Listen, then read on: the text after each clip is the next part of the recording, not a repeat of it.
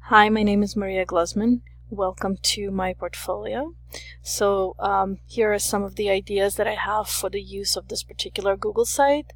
Right now we're on the landing page, portfolio home, and I'm not really gonna put too much stuff here, just big introduction video, and this is it.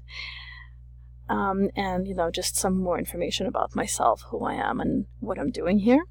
Then I have a series page. Now the reason that there are two sub-pages here is because I am enrolled both in the MEL degree program as well as the advanced certificate for emerging technologies. So I want to try to keep these as separate as possible in order to help me organize my thoughts and be able to find things quicker. I have done the same thing for coursework, so I hope to be placing all of my important course-related documents, papers, etc. here. And once again, this is subdivided into MEL and CTLET.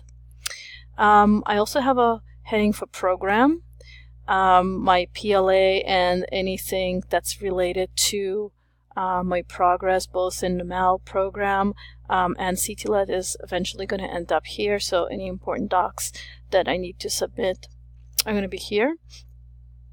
And then the rest is just some of the borrowed content from the template Google site provided by the instructor.